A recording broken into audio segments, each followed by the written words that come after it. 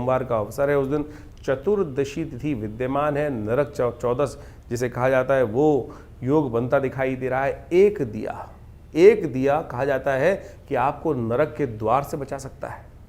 यानी इस दिन ग्रहों के दृष्टिकोण से इतना महत्वपूर्ण दिवस है। वो सारे विधान को समझाएंगे। पहले ज्योतिष के दृष्टिकोण से आप अपनी राशि का महत्व समझ लें। आपकी राशि के दृष्टिकोण से ये दिन कुछ करके दिखाने का है, इसलिए पॉजिटिव सोचो, पॉजिटिव करके दिखाओ। नेगेटिव सोचोगे तो नेगेटिव आपकी राशि के दृष्टिकोण से हो सकता है।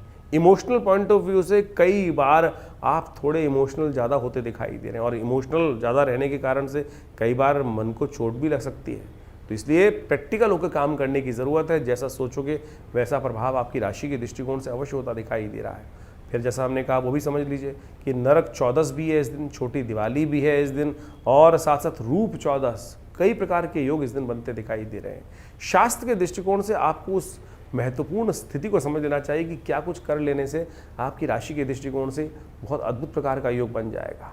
कहा जाता है इस दिन विशेष तौर पर वो सब बताएंगे आपको क्या कुछ करना चाहिए, लेकिन कई मत के अनुसार से इस दिन कई लोग दिवाली भी बात कर रहे हैं, और भारत सरकार ने भी शायद इस दिन अनाउंस करने का योग बनाया है कि दीपावली कई क्षेत्रों में जो है वो 20 तारीख को ही मन रही है।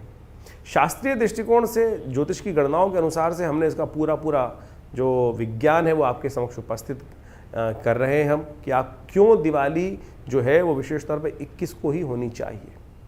शास्त्रीय दृष्टिकोण से उस बात को अच्छे से समझ लेना चाहिए आपको कि दिवाली जो है वो 21 को ही मनाना श्रेष्ठ है।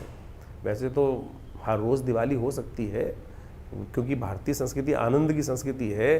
वो एक तो पुरानी कहावत है ना, जब बावला जागे तब दिवाली, वो ऐसे ही नहीं है। दिवाली जिस दिन आप जाग जाओ, जिस दिन आप समझ जाओ, जिस दिन दिए जला लो, उसी दिन दिवाली बन सकती है। भगवान का पदार्पण जिस दिन आप जाग जाओ उसी दिन आपके मनोमस्तिष्क में हो सकता है। लेकिन शास्त्रीय दृष्टिकोण से इस पूरे विधान को हमको समझने की आवश्यकता है।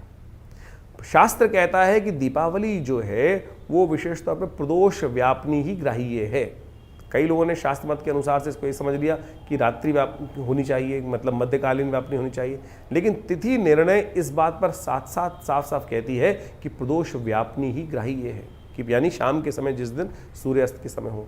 20 तारीख को भी प्रदोष व्यापनी है, लेकिन वहाँ एक और सूत्र लगता है कि दिने द्वे, जब दिन 2 दिन में हो तो पराग्रही है, जो यानी दूसरे दिन जब आए तो उसको ग्रहण करनी चाहिए।